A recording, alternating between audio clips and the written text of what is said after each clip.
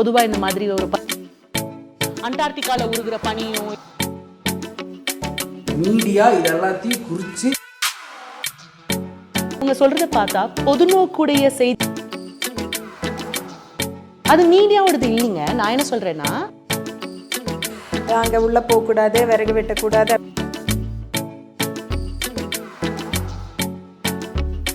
நல்ல இயற்கையான காற்று நம்மளுடைய ரேடியோ எடுக்குது அப்படிங்கிறத பற்றி தான் சொல்லியிருப்பாங்க. அது இதில் பார்க்கும்போது என்னென்ன மரங்கள் எல்லாம் உங்களுக்கு தெரியும்?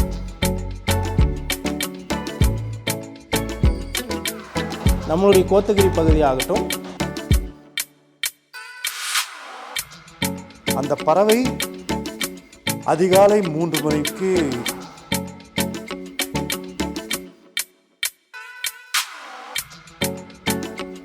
அதுக்கு பின்னாடியும் ஒரு வாழ்வாதாரம் இருக்கு இல்லையா?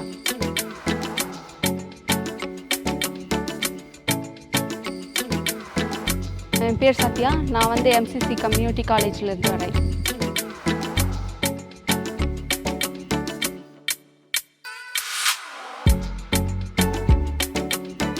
என்னுடைய பெயர் சுரேஷ் ரமணா. இப்போ காலநிலை மாற்றம் அப்படின்னு சொல்லும்போது குளோபலாக தான் நிறைய பேர் பேசும். எல்லாருக்கும் வணக்கம். இன்றைக்கு நாளில் வந்து அந்த இயற்கை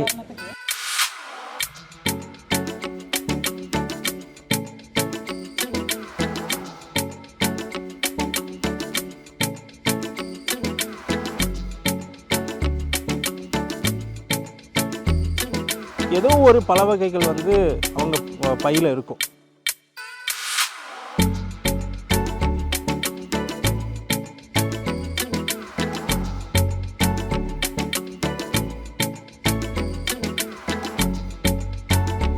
ஏன்னா நிறைய இடத்துல காடும் சார்ந்த மலைகளும் தான் நம்ம நீலகிரி அமைஞ்சிருக்கு.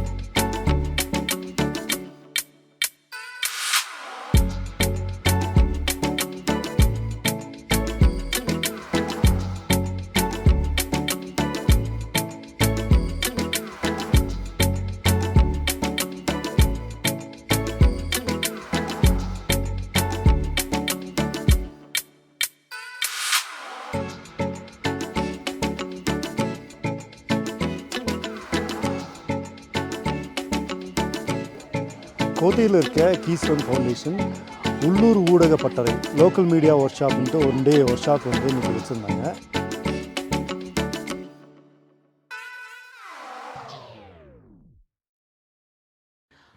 வணக்கம், என்னுடைய பேர் காயத்ரி. நான் கடல் ஓசை FM 90.4 கம்யூனிட்டி ரேடியோ அப்படின்னு சொல்லிட்டு ராமேஸ்வரம்ல எக்ஸிஸ்ட் ஆகிட்டு இருக்குது. அங்கே ஒர்க் பண்ணிட்டு இருக்கேன் ஸ்டேஷன் ஹெட்டாக. So happy to come to radio Kotagiri. ஏன்னா we both work on climate. ஏன்னா எப்படி வந்து ஒரு கிளைமேட் இஷ்யூ வந்து மலையிலையும் இந்த கடல்லையும் தான் உடனே பிரதிபலிக்கும் அப்படின்வாங்க. இங்கே இருக்கிறவங்களுக்கு ஓவர் குளிர், இல்லை ஓவர் மழை, இல்லை ஓவர் வெயில். அங்கே இருக்கிறவங்களுக்கு திடீர் காற்றழுத்த தாழ்வு நிலை, மீன் பிடிக்க போக முடியாத நிலைமைகள், இல்லாட்டி அடிக்கடி புயல் வருது ஒரு வருஷத்தில். இந்த மாதிரியான விஷயங்கள்லாம் பாதிப்புக்குள்ளாயிட்டு இருக்குது.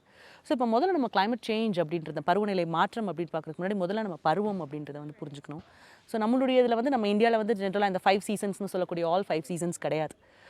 நமக்கு வந்து மெயினாக இருக்கிறது வந்து சம்மர், வின்டர், ரெய்னி அண்ட் ஆட்டம். இந்த 4 தான். ஸோ இந்த 4மே வந்து பார்த்தோம் அப்படின்னா முன்னாடி வந்து ஒரு காலத்தில் ஒன்று கரெக்டாக வந்து போய்கிட்டு இருந்துச்சு. இப்போ அது கரெக்டாக வரதில்லை. அந்த பருவம் அந்த சரியான காலத்தில் வரது கிடையாது. ஏன்னா ஆடிப்பட்டத்தை தேடி விதைச்சோம் அப்படின்னா தை பிறந்த வழி பிறக்கணும்னு நம்ம வந்து அறுவடை பண்ணுற காலமாக வச்சுருந்தோம். வருஷத்துக்கு 2 போகம் பண்ணுவாங்க. 2 போகம் மேக்ஸிமமாக இருக்கும் ஒரு காலத்தில். இப்போ வருஷத்துக்கு 5 போகம், 4 போகம் ஒரே நிலத்தில். ஸோ இந்த மாதிரிலாம் நம்ம பண்ணிகிட்ருக்குறோம் அப்படின்னா வந்து இதுக்கு இந்த பருவம் வந்து ரொம்ப ரொம்ப முக்கியம். எப்படி வந்து விவசாயிகளுக்கு இந்த மாதிரியான விஷயங்கள் ரொம்ப, காற்று இதெல்லாம் ரொம்ப முக்கியம். அதே மாதிரி மீனவர்களுக்கும் காற்றும் கடலும் ரொம்ப முக்கியம். அந்த பருவன்றதும் ரொம்ப முக்கியம். ஒரு சமயம் ஒரு சைட்லேருந்து காற்று வந்துச்சுன்னா இன்னொரு பக்கம் போவாங்க. ஸோ காற்று, மழை, வெதர் தெரியாமல் மீனவர்கள்னால கடலுக்கு போக முடியாது. ஒரு காலத்தில் வந்து எப்படின்னா கடலில் காலை வச்சாங்க அப்படின்னாலே வந்து எந்த சைடு காத்தடிக்குது, எந்த சைடு பாடு நிறையா வரும், அதாவது கேட்ச் நிறையா வரும், ஃபிஷ் கேட்ச் நிறையா வரும். இதெல்லாம் வந்து கால்குலேட் பண்ணுவாங்க. ஸ்டார்ஸ் ஹெல்ப் பண்ணும். இப்பயுமே ஸ்டார் வச்சு வர பழக்கம் உண்டு. மூணோட அதுக்கு 3க்கு மேலே ஒரு வட்டம் இருக்கும், அது பார்ப்பாங்க, கணக்கு பார்ப்பாங்க. பறவைகள் கணக்கு பார்ப்பாங்க. ஸோ இப்படி நிறையா கணக்கு, ஒரு ட்ரெடிஷ்னல் நாலேஜ் ஜாஸ்தி இருக்கும். ஸோ இப்போ இந்த ட்ரெடிஷ்னல் நாலேஜை வச்சு இப்போ இருக்கிற ஃபிஷர்மேனாலேயோ இல்லை இப்போ இருக்கிற ஃபார்மர்ஸ்னாலேயோ மூவ் ஆன் ஆக முடியல. ஏன் அப்படின்னா அந்த ட்ரெடிஷ்னல் நாலேஜ், ட்ரெடிஷ்னலாக என்ன பழக்க வழக்கங்கள் பருவம் வந்து போய்கிட்டு இருந்ததோ அந்த பருவம் இப்போ வந்து போகிறது இல்லை. ஒன்று ஒரேடியாக நமக்கே தெரியும், ஒரேடியாக கொட்டி மழை தீக்குது. எப்போலேருந்து நம்ம விட்னஸ் பண்ண ஆரம்பித்தோன்னா சென்னை ஃப்ளட்ஸ், ஃபஸ்ட்டு சென்னை ஃப்ளட்ஸ்லேருந்து நம்ம விட்னஸ் பண்ண ஆரம்பித்தோம். ஸோ அப்படி ஒரேடியாக ஒன்று மழை கொட்டுது, இல்லை ஒரேடியாக வெயில் அடிக்குது, தாங்க முடியாத அளவுக்கு. ஸோ இதெல்லாம் தான் நம்ம இந்த பருவத்தில் நடக்கிற அந்த அந்த பருவத்தோட நிலையில் ஒரு மாற்றம் தான் இந்த பருவநிலை மாற்றம். ஸோ இது வந்து நம்ம இப்போ நார்மலாக என்ன நினச்சிடுறாங்க அப்படின்னா வெதரையும் கிளைமேட்டையும் கம்பேர் பண்ணுறது உண்டு. வெதர்ன்றது வானிலை, பருவநிலை இல்லை. வானோட நிலை அன்னைக்கு என்னவா இருக்குது, எவ்வளோ டெம்பரேச்சர் இருக்கும், எவ்வளோ வெயிலடி, எவ்வளோ இதில் மழை பெய்யும், காலையில் மழை பெய்யுமா, சாயந்தரம் மழை பெய்யுமா, சன்ரைஸ் எப்போ, சன்செட் எப்போ, இந்த மாதிரியான விஷயம் தான் நம்ம வெதராக பார்க்குறோமே தவிர்த்து கிளைமேட் நல்லா இருந்துச்சா, அப்படி இப்போ கொடைக்கானல் போனீங்களே கிளைமேட் நல்லா இருந்துச்சா, இல்லை ஊட்டி போனீங்களே கிளைமேட் நல்லா இருந்துச்சா அப்படின்றது அது வந்து நம்ம புழக்கத்தில் நமக்கு பேச்சு வழக்கில் மாறினதுனால மக்களோட புரிதலும் இந்த கிளைமேட் சேஞ்ச் அப்படின்றது இதுதான் போல் அப்படின்னு நினச்சிக்கிறாங்க. அது இல்லை. ஸோ இப்போ இந்த கிளைமேட் சேஞ்ச்னால நமக்கு என்ன மாதிரியானங்கள்லாம் விஷயங்கள்லாம் நடந்துட்டு இருக்குது அப்படின்னு பார்த்தோம்னா, நான் இப்போ கடல் பக்கம் பார்த்தோம் அப்படின்னா கடலில் முக்கியமாக இப்போது மலைகளில் எப்படி காடு ரொம்ப முக்கியமோ அது மாதிரி கடலில் ரொம்ப முக்கியமானது பவளப்பாறைகள். கடலுடைய காடு தான் பவளப்பாறைகள். ஸோ இந்த பவளப்பாறைகள் வந்து இப்போ ப்ளீச் ஆகிக்கிட்டு இருக்குது. சீ லெவல் டெம்பரேச்சர் வந்து அதிகமாகிக்கிட்டு இருக்குது. முன்னாடிலாம் வந்து ராமேஸ்வரம், பாம்பன் சேலை, நான் என்னோட ஏரியாவில் இருக்கிறதுனால நான் அந்த ஏரியாவை சொல்கிறேன். ராமேஸ்வரம், பாம்பன் சேலைலாம் பார்த்தீங்கன்னா மத்தி மீனுன்றது தான் வந்து வராது, ப்ரிடேட்டர் ஃபிஷ்ஷஸ் இருக்கும். இப்போ ப்ரிடேட்டர் ஃபிஷ்ஷஸ் எல்லாம் உள்ளே போயிடுச்சு, குட்டி ஃபிஷ்ஷஸ்லாம் வருது. அப்படின்னா என்ன அர்த்தம்னா அந்த சீ லெவல் டெம்பரேச்சர் ஜாஸ்தி ஆகிட்டு இருக்குது அப்படின்ற மாதிரி ஃபீல் பண்ணுறாங்க. அண்ட் முன்னாடி வந்து ஒரு சீசனுக்கு ப்ரான்ஸ் ரொம்ப ஜாஸ்தி வரும், இப்போ ஒரு ப்ரான்ஸ் கொஞ்சம் கம்மி ஆயிடுச்சு. ஸோ அந்த ஒரு ஏற்கனவே லைவ்லிஹுட்டில் நமக்கு அந்த சைடு பார்டர் இஷ்யூஸ் அது இதுன்னு இருந்தால் கூட இப்போ லைவ்லிஹுட்டில் ரொம்ப மேஜராக நம்ம பார்க்க வேண்டியது இந்த கன்சர்வேஷனாக வேறு இருக்குது. அண்ட் இதை நம்பி அந்த இடங்களில் ஒரு 5000, 6000, 7000 குடும்பங்கள் வாழும்போது அது இன்னுமுமே வாழ்வாதாரத்தை பாதிக்குது. ஸோ இப்போ இதெல்லாம் நம்ம எப்படி ஹேண்டில் பண்ண போகிறோம்? 30 years பேக் இவ்வளோ வேர்ஸ்ட்டாக இல்லையே, இல்லை ஒரு 60 years பேக் ஒரு கட்டுமரத்தில் போய் 1 மணி நேரத்தில் 5 கிலோ ஷீலாவை கரையோரத்துலேயே பிடிச்சிட்டு வந்தாங்களே, இப்போ அது இல்லையே. இல்லை இப்போ இங்கே இருக்கிறவங்களா இருக்கட்டும், 1 மணி நேரத்தில் போய் டக்குன்னு ஒரு வேலையை முடிச்சுட்டு வந்துட்டு போன அந்த ஒரு காலம் போய் இப்போ அதுக்காக ரொம்ப நேரம் வெயிட் பண்ண வேண்டியதாக இருக்குது. ரொம்ப நேரம் ஃபிஷ் பண்ண, ரொம்ப நேரம் ஃபியூவல் ஸ்பெண்ட் பண்ண வேண்டியது இருக்குது. ஸோ இதெல்லாம் வந்து பாதிப்புகளாக பார்க்குறோம். Though it is a global phenomena, அதாவது இந்த கிளைமேட் சேஞ்சுன்றது வந்து நம்மளுடைய உலகத்தையே பாதிச்சுட்டு இருந்தால் கூட இந்த உலகத்தையே பாதிக்கிறதுக்கு நிறையா இண்டஸ்ட்ரியல் ரீசன்ஸும் இருக்குது, நிறையா டெக்னாலஜி டெவலப்மெண்ட்ஸ் இருக்குது, நிறையா விஷயங்கள் இருக்கத்தான் செய்யுது. இதுக்கு நான் என்ன பண்ண முடியும்? ஃபார் எக்ஸாம்பிள் குடியை நிப்பாட்டணுன்னா முதல்ல மேனுஃபேக்சரிங்கை நிப்பாட்டிடலாம்ல, இல்லாட்டி வந்து ஸ்மோக்ஸை நிப்பாட்டணுன்னா மேனுஃபேக்சரிங்கை நிப்பாட்டிடலாம்ல, பிளாஸ்டிக் யூசேஜை நிப்பாட்டணுன்னா பிளாஸ்டிக் ப்ரொடக்ஷனையே நிப்பாட்டிடலாம்ல. அப்படின்னா அதுக்கு பின்னாடியும் ஒரு வாழ்வாதாரம் இருக்குது இல்லையா, அதுக்கு பின்னாடியும் நிறையா பேர் வாழ்கிறாங்க, அதுவும் தேவைன்னு இருக்கிறாங்க. ஸோ அது இல்லாட்டி நோயாளி ஆகிறவங்களும் இருக்கிறாங்க. ஸோ அது நம்ம நியாயப்படுத்த முடியாது எதையுமே. பட் ஆனால் எல்லாத்துலேயுமே அந்த தனி மனித ஒழுக்கம்ன்றது தான் எல்லா விஷயங்கள்லேருந்தும் நம்மளை பாதுகாத்து கொண்டு போகும். ஏன்னா ஆப்பர்ச்சுனிட்டிஸ் கெட்டு போகிறதுக்கும் நல்லா வாழ்கிறதுக்கும் நிறையா இருக்குது. பட் அந்த தனி மனித ஒழுக்கம் நம்ம என்ன பண்ணுறோம், அதில் குறிப்பாக நம்ம முக்கியமாக இப்போதைக்கு எது பாசிபிள், ஏன்னா இந்த கிளைமேட் சேஞ்சுன்ற ஒரு விஷயத்துக்கு இமீடியட்டாக எல்லாருனாலையும் இன்றைக்கி நான் பண்ணேன்னா நான் என் வாழ்நாள் முடிகிறதுக்குள்ளேயாவது ஒரு மாற்றம் வருமா அப்படின்னா தெரியாது. ஏன்னா இது வந்து ஒரு ஸ்லோ ப்ராசஸ். ஸோ அப்போ அந்த இத்தனை வருஷத்துக்கு மனித இனம் பண்ணினதுக்கான விஷயத்தை தான் நம்ம இப்போ அனுபவிச்சுட்ருக்கோம். ஸோ இப்போ நம்ம இனிமேல் பண்ண போகிறத தான் இனிமேல் வரப்போகிற ஃப்யூச்சர் ஜென்ரேஷன்ஸ் மேபி அனுபவிப்பாங்க. பட் அதுக்கான ஒரு கீ ரோலாக இந்த ரீசைக்கிள், ரீயூஸ், ரிவைவ், இந்த மாதிரி அந்த RRR அந்த மாதிரியான விஷயங்களை ஃபாலோ பண்ணுறதா இருக்கட்டும், இல்லை over usage of fuels, over usage of electricity, over usage of nature, அதாவது இந்த நேச்சரை போய் அழிக்கிறது. ஒரு வெர்ஜின் லேண்ட் இருந்துச்சுன்னா அந்த இடத்துல போய் நான் இருந்தே தான் ஆவேன், என்னோட பார்டர் தாண்டி நான் அதுக்குள்ளே போயே தான் ஆவேன், யானைக்குன்னு போகிற ஒரு வழியில் வந்து நான் எனக்கு தோட்டம் கட்டத்தான் செய்வேன். இந்த மாதிரியான விஷயங்கள் எல்லாம் தவிர்க்கிறதுன்றது வந்து ரொம்ப முக்கியமான விஷயம். அண்ட் எங்கேயாவது ஒரு டூரிஸ்ட் ஸ்பாட் ஃபார் எக்ஸாம்பிள் இப்போ நான் ஊட்டி வரேன் அப்படின்னா நீல்கிரிஸ் வந்து என்ன சொல்கிறது, ரொம்ப ஒரு நல்ல விஷயமா பிளாஸ்டிக் ஃப்ரீ ஜோனாக ஆக்கி ஒரு பெரிய எக்ஸாம்பிளாக இருக்குது தமிழ்நாடுக்கு. ஸோ அந்த மாதிரி இப்போ நம்ம ஒரு என்ன சொல்கிறது, எல்லோரும் வராங்க அப்படின்னா they should ensure, okay plastic bottle கொண்டு வந்துடுறாங்க, ஓகே அட்லீஸ்ட் நீல்கிரிஸ்குள்ளே அந்த பிளாஸ்டிக் பாட்டிலை கொண்டு போகாமல் திரும்ப நான் ஊருக்காவது கொண்டு போகணும், இல்லை எங்கெங்கே அதுக்கான குப்பை தொட்டிகள் இருக்குதோ அந்த இடத்துல நான் அதை போட்டுருணும் அப்படின்ற ஒரு தாட் இருந்தால் கூட அது பெட்டர் தான். நான் ஒரு ஆள் போடுறதுனால என்ன ஆகுதுன்ற தாட் தான் நம்மளை சுற்றி இருக்கிற குப்பைமேடுகளுக்கான காரணம். ஸோ அதனால அதெல்லாம் நம்ம கொஞ்சம் கான்சென்ட்ரேட் பண்ணணும் நல்லாயிருக்கும். இப்போ எங்கள் ஏரியாவில் பார்த்தீங்கன்னா ராமேஸ்வரம் சைடில் புனித ஸ்தலமாக இருக்குது. வராங்க, குளிக்கிறாங்க, போகிறாங்க அப்படின்னா அந்த துணியை அப்படியே போட்டு போகிறதா இருக்கட்டும், இல்லை ஒரு ஃபேண்டசிக்காக பாலத்திலேருந்து கடலில் பிளாஸ்டிக் பாட்டிலை தூக்கி போடுறதா இருக்கட்டும். ஏன்னா இப்போ நான் என்ன தான் இங்கே வந்து நான் ஒரு 2 நாள் மலையையும் கிளைமேட்டையும் வெதரையும் வந்து நான் ரசிச்சுட்டு போனாலும் இது என்னோட வாழ்விடம் இல்லை. இந்த இடம் வந்து நிறையா பேருக்கு பொழப்பு கொடுக்குது, வாழ்விடமாக இருக்குது. இதை நம்பி நிறையா பேர் இருக்கிறாங்க. விவசாயம் இருக்குது, விவசாயிகளுக்கு இது அவங்களுடைய தொழிற்களம். அது மாதிரி கடலும் மீனவர்களுக்கான தொழிற்களம். ஸோ அவங்களோட இடத்த எப்படி நான் உங்கள் ஆஃபீஸ்க்குள்ளே வந்து குப்பை போடுறது நீங்கள் பெர்மிட் பண்ண மாட்டீங்களோ, அது மாதிரி எங்களுடைய தொழிற்காலத்துலேயும் நம்மளுடைய தொழிற்காலத்துலேயும் வந்து மற்றவங்க குப்பை போடுறது கொஞ்சம் ஹர்ட்ஃபுல்லாக இருக்குது. ஸோ அதெல்லாம் மாறுச்சு அப்படின்னா maybe there will be some change. இல்லை அடுத்த ஃப்யூச்சர் ஜென்ரேஷன்ஸ்க்கு அது போய் சேரும். இந்த மாதிரிலாம் இருந்ததுன்னா நல்லா இருக்குமோ அப்படின்னு ஃபீல் ஆகுது. இதை பொதுவாக என்ன சொல்லுவோம் அப்படின்னா, திங்க் குளோபலி, ஆக்ட் லோக்கலி. உலகத்துக்காக யோசிங்க, லோக்கலாக செயல்படுங்க அப்படின்னு சொல்லுவாங்க. ஸோ இது எல்லாத்துக்குமே இதுதான் தீர்வா அப்படின்னா அதை தான் இன்னுமே ஆராய்ச்சியாளர்களும் கண்டுபிடிச்சிட்டு இருக்கிறாங்க. பட் ஏதாவது ஒரு சின்ன சின்ன மாற்றங்களை நோக்கி போனோம் அப்படின்னா ஏதாவது ஒரு நல்ல தீர்வு வருமோ அப்படின்றது தான் இப்போ இருக்கிற கிளைமேட் சேஞ்சோட major action. Thank you so much for the opportunity. Hi, என்னோட பேர் வித்யா. நான் வந்து கீஸ்டோன் ஃபவுண்டேஷன் அப்படின்ற ஒரு ஆர்கனைசேஷனில் கிளைமேட் சேஞ்ச் டீமில் வந்து ஒர்க் பண்ணுறேன். ஸோ அதில் நான் ஒர்க் பண்ணுற ப்ராஜெக்ட் வந்து கிளைமேட் ஸ்மார்ட் ஸ்கூல்ஸ்னு சொல்லுவாங்க. ஸோ இது புதுசாக ஆரம்பித்த ஒரு ப்ராஜெக்ட், ஒரு பைலட் ப்ராஜெக்ட். ஒரு 3 வருஷமாக இந்த ப்ராஜெக்ட் வந்து நாங்கள் பண்ணிகிட்டு இருக்கோம் ஸ்கூல்ஸில், அதுவும் கவர்மெண்ட் ஸ்கூல்ஸில் வந்து நாங்கள் பண்ணிகிட்ருக்கோம். அக்ராஸ் NBR, நீலகிரி பயோஸ்பியர் ரிசர்வ்னு சொல்லுவாங்க. ஸோ இப்போது நமக்கு இருக்கிற பிரச்சனைன்னு பார்த்திங்கன்னா குளோபல் வார்மிங் தான். அதை பற்றி நம்ம நிறைய பேசியிருக்கோம். குளோபல் வார்மிங் அதை பற்றி சொல்லணுன்னா அதுக்கான இப்போது க்ரீன் ஹவுஸ் கேஸஸ்ன்னு சொல்லுவாங்க. அப்போ நம்ம உலகத்தில் இந்த பூமியில் வாழ்கிறதுக்கான மெயின் அந்த இருப்பிடமாக இருக்கிறதுக்கான ஒரு காரணம் வந்து அந்த கேஸஸ் தான். ஸோ கார்பன், மீத்தேன், இந்த வாயுக்கள் எல்லாமே சேர்ந்தது தான் அந்த கேஸஸ். ஸோ அது அளவுக்கு அதிகமாக ஆகும்போது தான் பிரச்சனையே வருது. அதை தான் நம்ம குளோபல் வார்மிங் அப்படின்னு சொல்கிறோம். எதனால் அப்படின்னு பார்த்தா, கார்பன்னு சொல்லும்போது ஒன்று இப்போ வந்து நிறைய வண்டி வாகனங்கள் எல்லாமே ரொம்ப அதிகமாகிடுச்சு. ஒரு வீட்டுக்கு வந்து ஒரு வண்டி இருக்க போக இப்போ 2, 3 அந்த மாதிரி ஆயிடுச்சு. அதனால நிறைய கார்பன் வாயுக்கள் வந்து வெளியாகுது. அது மட்டும் இல்லாமல் நம்மளோட நிறைய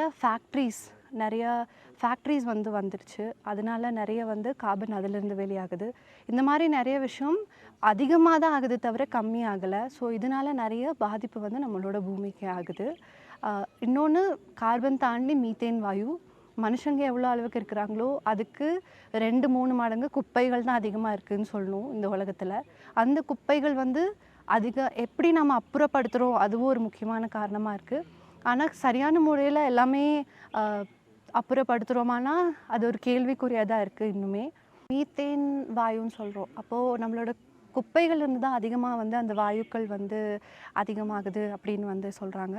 அப்புறம் அவ்வளோ குப்பைகள் இருக்கும்போது கண்டிப்பாக நம்மளோட அந்த வாயுக்களும் ஜாஸ்தி தான் ஆகும். ஸோ இதனால தான் வந்து நம்மளோட புவி வந்து ரொம்பவே வெப்பமடையுது.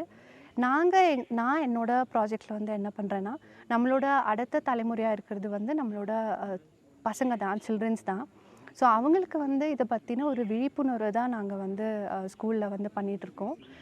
ஸ்கூலில் 6th-லேருந்து 8th வரைக்கும் இருக்கிற அந்த பசங்களுக்கு காலநிலை மாற்றத்தை பற்றி நாங்கள் ஒரு கரிக்குலம் வச்சு நிறைய ஆக்டிவிட்டீஸ் மூலமாக அவங்க கூட என்கேஜ் பண்ணுறோம்.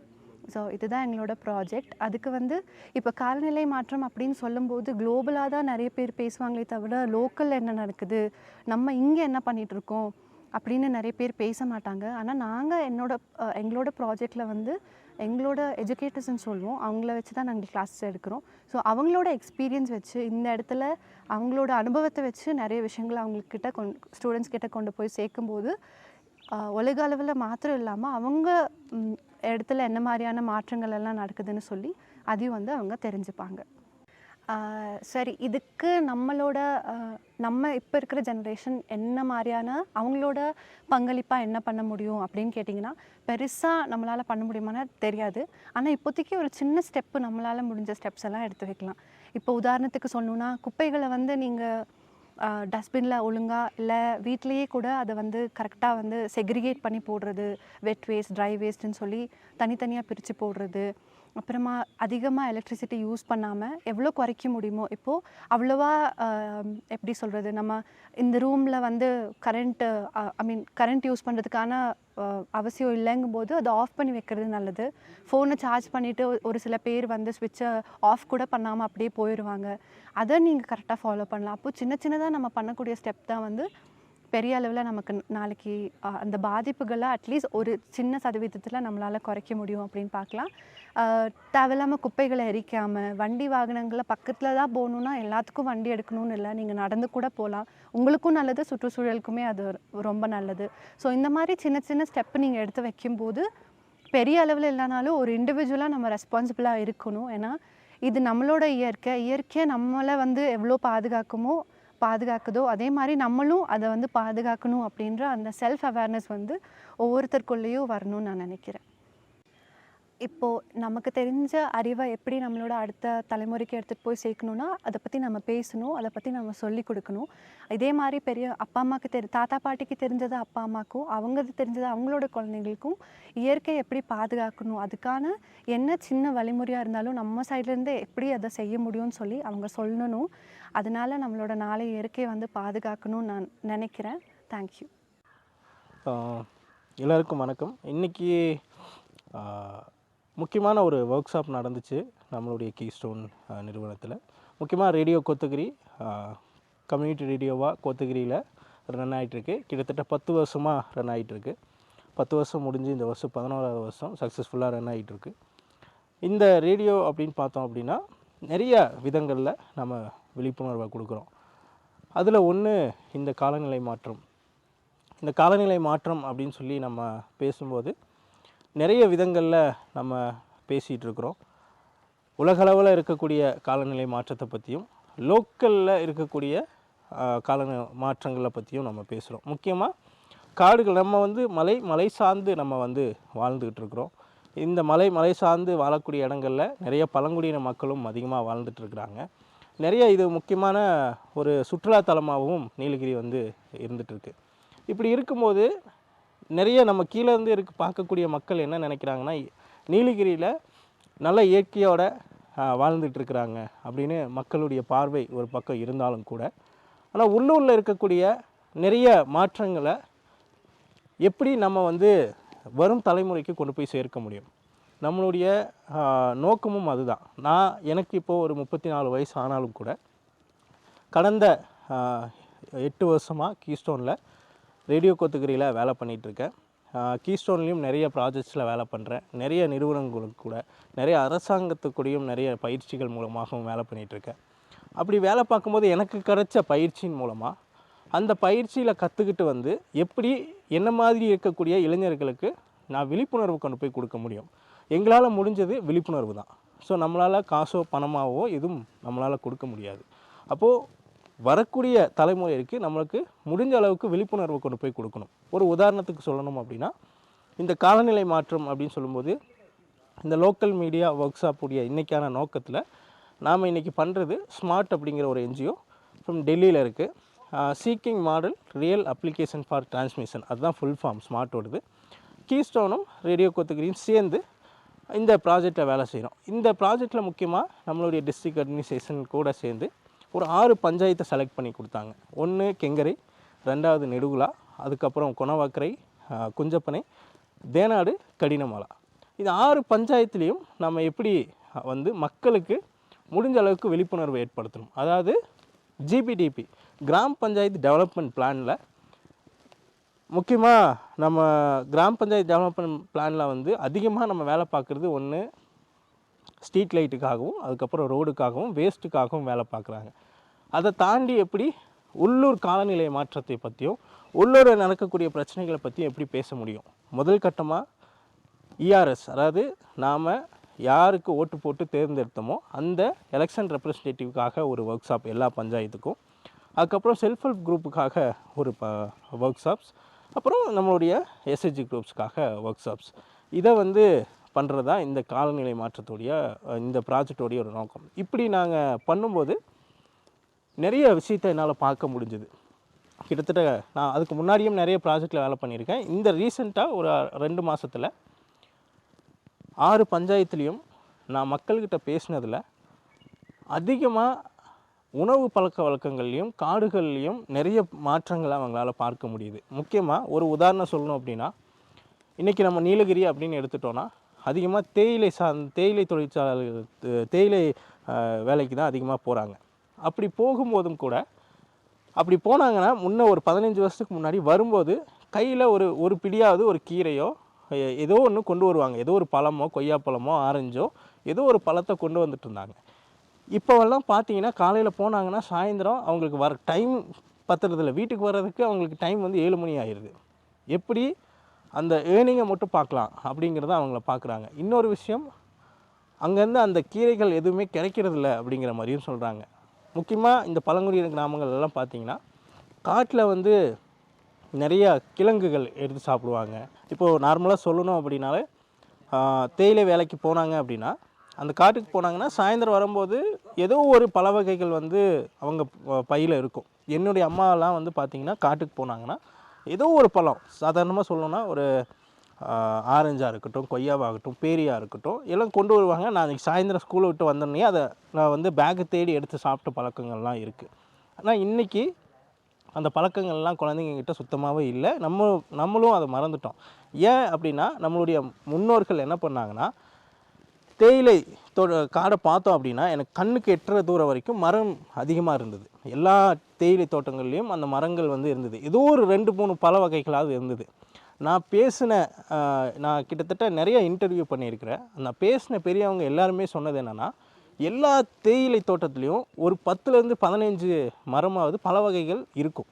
ஆனால் இன்றைக்கி கண்ணுக்கு எட்டுற தூரம் வரைக்கும் வெறுமே ஃபுல்லாகவே பார்த்திங்கன்னா டீ எஸ்டேட் மட்டும்தான் இருக்குது.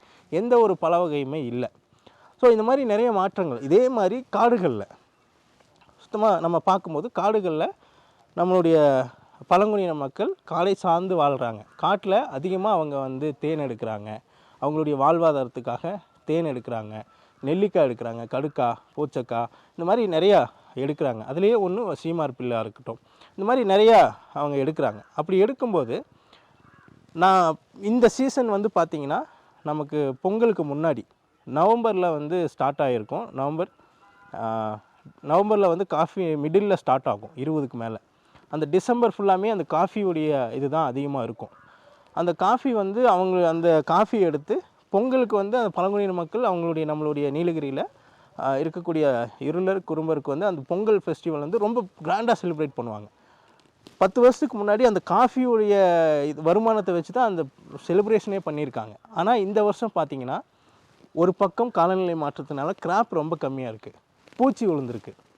மக்களுக்கு தெரியல, என்ன கேட்டாங்கன்னா தெரியல, இந்த வருஷம் ஈல்டு இல்லை அப்படிங்கிறாங்க. ஒரு பக்கம் அதுவும் இருக்குது.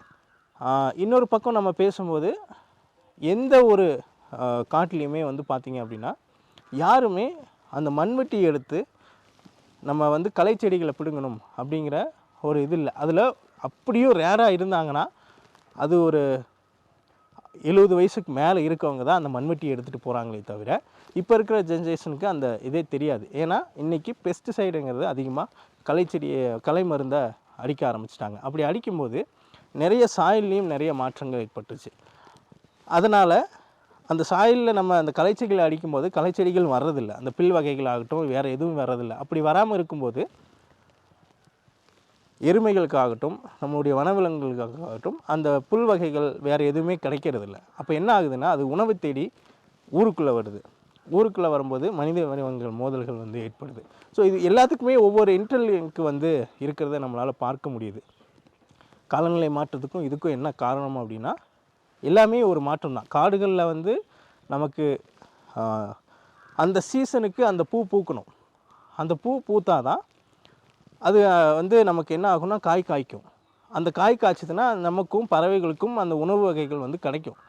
பறவைகளுக்கு கிடைக்கல அப்படிங்கும்போது இன்றைக்கி நம்ம என்ன பண்ணிட்டோன்னா நிறையா நமக்கு ரேஷன் அரிசி வந்து இலவசமாக கொடுக்க ஆரம்பித்த உடனே ரேஷன் அரிசியை அதிகமாக நம்ம வந்து சாப்பாடு ஆக்கிட்டு அந்த அரிசியை சாப்பாடு ஆக்குனதை கீழே கொட்ட ஆரம்பிச்சிட்டாங்க.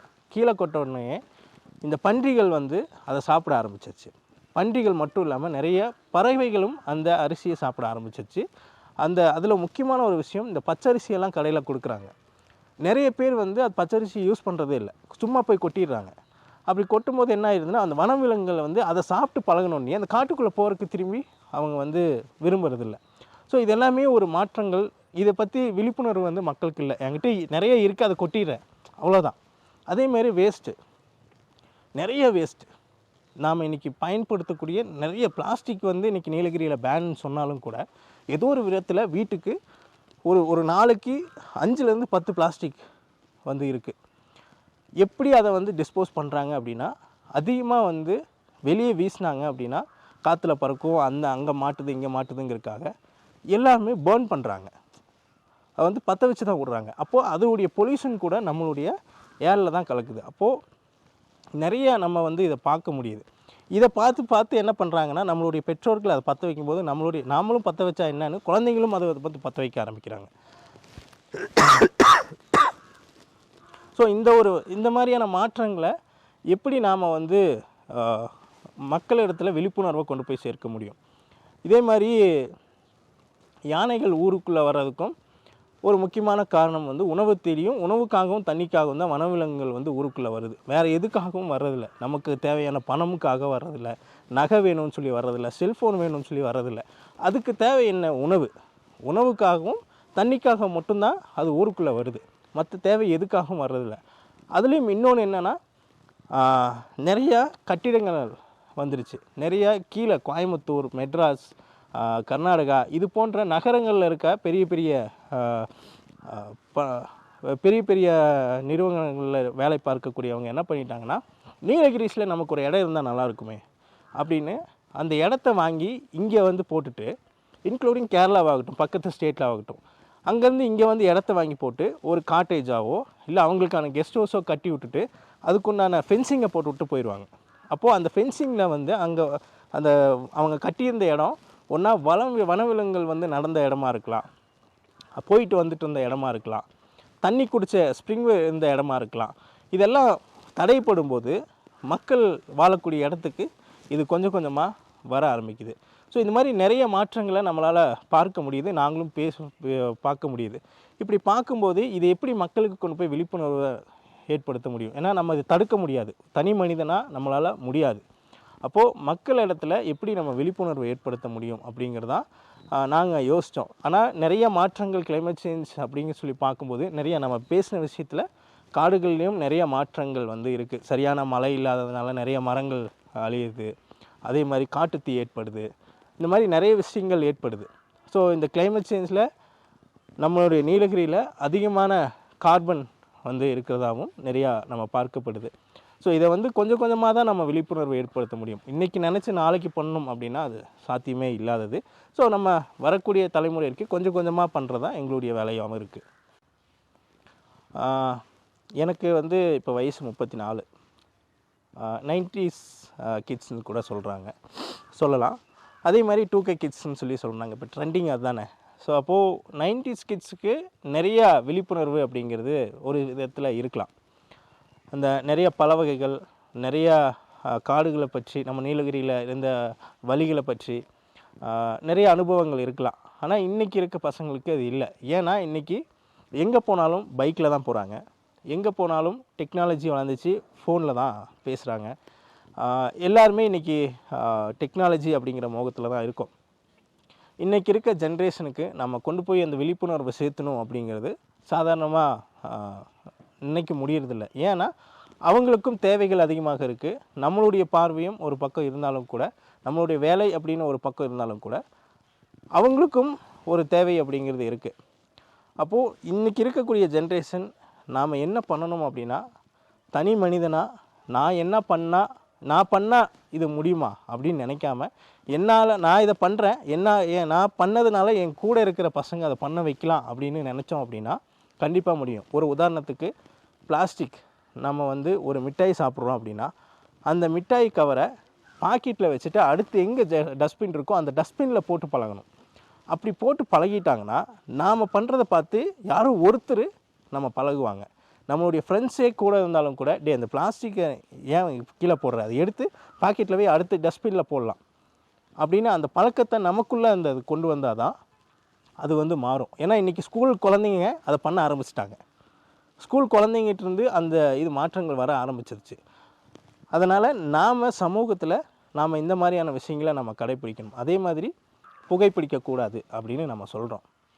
நிறைய ஊடகங்களில் ஒவ்வொரு மூவிக்கும் ஒரு மூவியில் ஏதோ ஒரு ஸ்மோக்கிங் ஒரு சீன் வருதுன்னா அதுக்கு கீழே வந்து ஸ்மோக்கிங் கான்சஸ் இந்த மாதிரி ஒரு ஸ்லோகன் வருது. அப்படி வந்தாலும் கூட பஸ் ஸ்டாண்டில் இன்றைக்கி போனீங்கனாலும் கூட ஒரு அபோவ் 50க்கு மேலே 45க்கு மேலே ஸ்மோக் பண்ண தான் செய்கிறாங்க. பக்கத்தில் யார் இருக்காங்க, உமன்ஸ் இருக்காங்களா, குழந்தைங்க இருக்காங்களா, யார் இருக்காங்கன்னு அது யோசிக்கிறதே இல்லை. அப்போது அந்த ஒரு மாற்றத்தை நாம் எவ்வளோ தான் விழிப்புணர்வு ஏற்படுத்தினாலும் முடியாது. அதை வந்து கண்டிப்பாக அவங்கக்குள்ளே தான் அதை கொண்டு வரணும். அதே மாதிரி தான் இந்த காலநிலை மாற்றத்தை பற்றியும் லோக்கலில் இருக்கக்கூடிய ஃபுட்ஸை பற்றியும் தெரிஞ்சுக்கணும். அப்படின்னா அந்தந்த பெற்றோர்கள் அவங்க வாழ்க்கை முறையில் என்ன மாதிரியான பல வகைகள், என்ன மாதிரியான உணவு வகைகள் சாப்பிட்டாங்க அப்படிங்கிறத அந்த வீட்டில் உட்காந்து பேசணும். இன்றைக்கி வீட்டில் இருக்கக்கூடிய பெற்றோர்கள் என்ன பண்ணுறாங்கன்னா, வீட்டுக்கு 4 செல்ஃபோன் இருக்குன்னா 4 மூலையில் உட்காந்துக்கிறாங்க. ஒருத்தர் டிவிக்கு முன்னாடி உட்காந்துக்கிறாங்க. அப்போ என்ன ஆகுதுன்னா அவங்களுக்குள்ளே இருக்கிற அந்த கம்யூனிகேஷன், அவங்க கூட பேச்சுவார்த்தை அப்படிங்கிறது சுத்தமாகவே இல்லை. அப்போது அடுத்த ஜென்ரேஷனுக்கு அந்த நாலேஜ் ட்ரான்ஸ்ஃபர் அப்படிங்கிறது ஆகுறதில்ல. இதுதான் நாம் உட்காந்து குழந்தைங்களுக்கு உட்காந்து பேசி அவங்க கூட உட்காந்து பேசினா மட்டும்தான் கொஞ்சம் கொஞ்சமாக அந்த மாற்றங்கள் வரும். இன்றைக்கி நினச்சி நாளைக்கு வரணும் அப்படின்னா முடியாது. பட் ஆனால் கொஞ்சம் நாட்கள் ஆகும். குழந்தைங்கள்கிட்ட ஈஸியாக கொண்டு போயிடலாம். 20 வயசு 20 வயசுக்கு மேலே இருக்கிறவங்களுக்கு சத்தியமாக முடியாது. ஏன்னா அவங்களுடைய கான்செப்ட் வேறு. 18 வயசுக்கு மேலே வந்து அவங்க எப்படியாவது ஏர்ன் பண்ணணும், நான் வந்து சம்பாதிக்கணும், அந்த இதில் ஓடிடுவாங்க. அதனால் 18 வயசுக்கு கீழே நம்ம குழந்தைங்களுக்குள்ளே அந்த படிப்பை முடிக்கிறதுக்குள்ளே நம்ம எவ்வளோ குழந்தைங்களுக்கு சொல்லிக் கொடுக்க முடியுமோ அவ்வளோ நம்ம பெற்றோர்கள் நாம் சொல்லிக் கொடுத்தா மட்டும்தான் அது முடியும். என்னுடைய பெயர் சுரேஷ் ரமணா. உள்ளூர் ஊடக பட்டறை, இந்த பட்டறை நிகழ்ச்சிக்காக கீஸ்டோன் அழைத்ததின் பெயரில் வந்திருக்கேன். நான் வந்து நீலகிரி மாவட்ட சமூக தன்னார்வலர் கூட்டமைப்பினுடைய தலைவராக இருக்கிறேன். அது மட்டும் இல்லாமல் ஆரம்பன் தொலைக்காட்சி என்று உதகை நகரில் இருக்கக்கூடிய உள்ளூர் தொலைக்காட்சி நிர்வாக இயக்குனராகவும் இருந்துகிட்டு இருக்கேன். நாங்கள் வந்து நிறைய சமூக பணிகளில் வந்து நீலகிரி மாவட்டத்தில் எல்லா தன்னார்வலருடன் இணைந்து நிறையா விழிப்புணர்வுகளெல்லாம் நாங்கள் கொடுத்து நாங்கள் நடத்திட்டு இருக்கோம். இன்று வந்து ஒரு மிகப்பெரிய எனக்கே ஒரு விழிப்புணர்வாக இருந்த விஷயம் இயற்கை. இந்த இயற்கைக்கு நம்ம எந்த அளவுக்கு வந்து அறிவு சார்ந்த ஒரு விழிப்புணர்வை நம்ம மக்களுக்கு கொண்டு போய் சேர்க்கணும் அப்படின்றதுல முதல்ல நான் நிறைய விஷயங்களை இந்த விழிப்புணர்வு நிகழ்வில் தெரிஞ்சுக்கிட்டேன். நம்முடைய வள்ளலார் சொல்லுவார், வாடிய பயிரை கண்டபோது நான் வாடினேன் அப்படின்னு சொல்லுவார். அப்போ அதை படிக்கும் போது அதனுடைய உணர்வுகள் நமக்கு அது தெரியாது. அந்த பயிர் கூட அவர் நேசிச்சாரா அப்படின்னு. இந்த நிகழ்ச்சியில் வந்ததுக்கு அப்புறமா தான் அந்த வரிகளுக்கு உணர்ந்த அந்த வரிகளுக்கு உண்டான அர்த்தத்தை உண்மையாக உணர்ந்தேன். இயற்கையினால் நமக்கு என்ன பயன் இருக்குது, இயற்கை அடுத்த தலைமுறைக்கு நாம் கொண்டு போய் கொடுக்கக்கூடிய ஒரே விஷயம் இயற்கை மட்டும்தான் அப்படின்றத இந்த நிகழ்ச்சியில் தெரிஞ்சுக்கிட்டேன். நன்றி. எல்லாருக்கும் வணக்கம். இன்றைக்கு நாளில் வந்து அந்த இயற்கை இது பற்றி தெரிஞ்சுக்கினது வந்துட்டு கிட்டத்தட்ட வந்து முன்னோர்கள் காலத்தில் வந்து பழைய இதில் வந்து வனவிலங்குகள் கம்மி, இன்றைக்கி வந்து வனவிலங்குகள் அதிகம். அதே மாதிரி நம்ம மக்களும் அதை பற்றி இது வந்துட்டு அந்த இயற்கையான இது வந்துட்டு சரியாக உணவுகள் இல்லை, அதை பயன்படுத்தி அந்த இயற்கை உணவில் வந்து நம்ம பண்ணணும். ரெண்டாவது வந்து அந்த வனவிலங்குகளில் வந்து நம்ம பாதுகாப்பான இதில் இருக்கணுன்றது உங்களுடைய ஒரு கோரிக்கை. ரெண்டாவது தான் வைமா. ஃபஸ்ட்டு பார்த்தீங்கன்னாக்க மரங்கள் இதெல்லாம் வந்து ரொம்ப நிறைய இருந்துச்சு. இப்போது எல்லாமே சில இடத்துல வந்து ஃபயர் அது இதெல்லாம் ஆகி கொஞ்சம் இதாகிடுச்சு. இனிமேலும் மீண்டும் அதை கொஞ்சம் சரி செய்யணும். அதாவது இப்போ நம்ம வனத்துறை சேர்ந்த அந்த வனத்துக்கான இடத்துல வந்துட்டு மரங்கள் வந்து ஃபஸ்ட்டு அதிகமாக இருந்துச்சு. இப்போ வந்துட்டு கொஞ்சம் கம்மியாக இருக்குது. அதில் வந்து கொஞ்சம் மரம் நடும் மாதிரி நம்ம பல மரங்களும், ரெண்டாவது மரங்களும் வந்து அந்த செடி கொடிகளை வந்து கொஞ்சம் உயர்த்தினோம்னா அந்த வனவிலங்குகளை வந்துட்டு தடை இல்லாமல் விவசாய நிலத்துக்கு தடை இல்லாமல் அவங்க வனக்காட்டிலே கூட நிற்கக்கூடிய ஒரு வாய்ப்பு இருக்குதுங்க. அனைவருக்கும் வணக்கம். நான் இங்கே நீலகிரி மாவட்டம் குன்னூர் பகுதியிலேருந்து வரேன். என் பேர் ஷாதிக். நாங்கள் நிறையா சோசியல் மீடியாஸில் அவேர்னஸ் எல்லாம் கொடுத்துட்டு வந்துட்டுருக்குறோம். ஆதரவற்ற மக்கள் இறந்தவர்களை அவங்கள பேணி பாதுகாத்து அவங்களுக்கான அடக்கங்கள் எல்லாம் பண்ணிட்டு வந்துட்டுருக்குறோம்.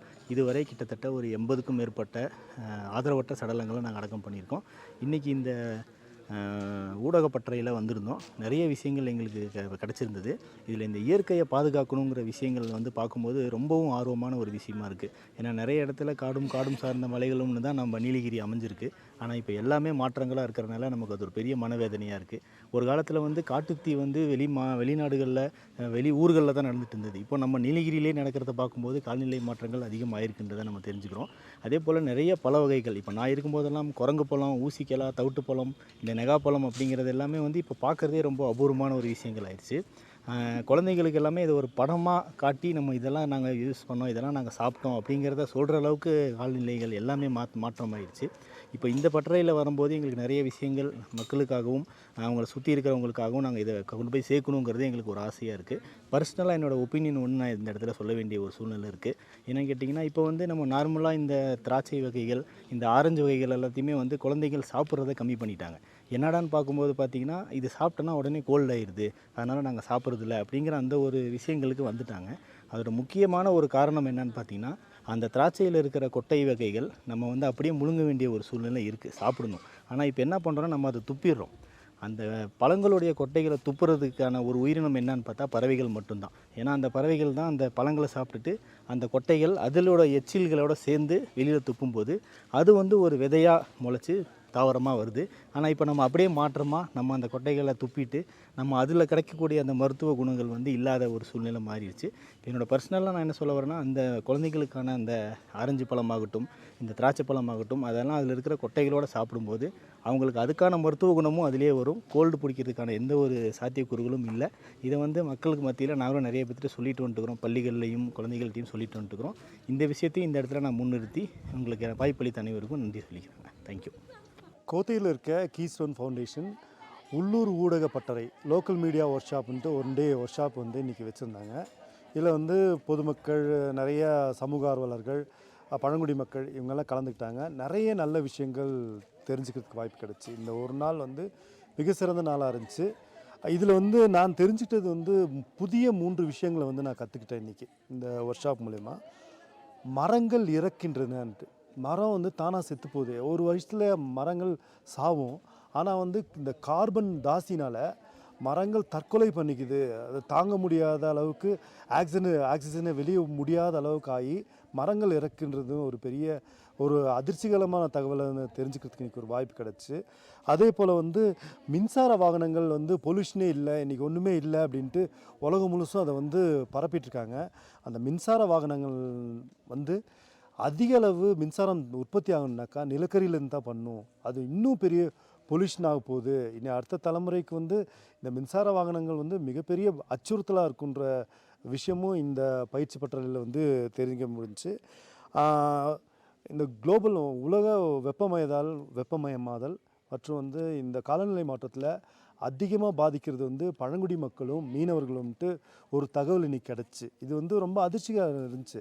ஏன்னா நிறைய இப்போ பார்க்கும்போது நீலகிரியிலேயே வந்து பழங்குடி மக்களோட நிறையா வாழ்வியல் முறைகள் மாறி இருக்குது, இடங்கள் மாறி இருக்குது, ஆறுகளும் ஊற்றுக்கண்களும் நிறைய இடத்துல மாறி இருக்குது பார்க்க முடிஞ்சிச்சு. இந்த மாதிரி கடலில் ஏற்படுற எலினோ மாற்றத்தினால வந்து மீனவர்களும் எப்படி பாதிக்குவாங்கன்றத விஷயங்கள் நிறைய விஷயம் தெரிஞ்சிச்சு. குறிப்பாக வந்து மனித மிருக மோதலில் வந்து அதிக பாதிக்கிறது வந்து இந்த காலநிலை மாற்றத்தினால, உலக வெப்பமயமாதனால நிறைய வந்து பனிமலைகள் உருகுது, காட்டுத்தீ அதிகமாக இருக்கின்ற தகவல்கள்லாம் மிக அழகாக வந்து எடுத்துரைத்தாங்க. கூட்டு வந்த கெஸ்ட்டும் ரொம்ப நல்லா பண்ணியிருந்தாங்க. ஒவ்வொரு கெஸ்ட்டும் ஒவ்வொரு துறை சார்ந்த வல்லுநர்கள், பூவிலங்கு நண்பர்கள், அவர் வசந்த் பாஸ்கோ, அவர் இந்து தமிழ் எடிட்டர், அப்புறமேட்டு லோக்கலில் இருக்க ஹிந்து ரோஹன் ஆகிய அவங்க எல்லாமே வந்து ரொம்ப அழகாக தங்கள் கருத்துக்களை வெளியிட்டிருந்தாங்க. இந்த ஆர்கனைஸ் பண்ணவங்களும் இங்கே இருக்க செயல்பாடுகளை பற்றி தெரிய முடிஞ்சிச்சு. கீஸ்டோன் என்ன பண்ணுறாங்க, குழந்தைங்களுக்கு என்ன பண்ணுறாங்க, இந்த சமுதாயத்துக்கு என்ன பண்ணுறாங்க, அது மட்டும் இல்லாத இந்த பழங்குடி மக்களுக்கு எவ்வளோ வந்து அவேர்னஸ் கொடுத்து வாழ்வியலை முன்னேற்றாங்கன்றது பார்க்க முடிச்சு. குறிப்பாக 2 ஜேர்னலிஸ்ட்டு உருவாக்கியிருந்தாங்க. அதை வந்து பார்க்கும்போது ரொம்ப சந்தோஷமாக இருந்துச்சு. மெகஃபை என்ற ஒரு பெரிய இணையதளத்தில் வந்து அவர்களோட எழுதின ஆர்டிக்கல் வந்து வந்திருக்குன்னு சொன்னாங்க. அது வந்து ரொம்ப மகிழ்ச்சியாக இருந்துச்சு. இந்த பயிற்சி பட்டறை வந்து மிக சிறந்த அறிவு சார்ந்த விஷயமாக நிறைய விஷயங்கள் தெரிஞ்சுக்கிறதுக்கு வாய்ப்பு கிடச்சி. மிக்க நன்றி, வணக்கம்.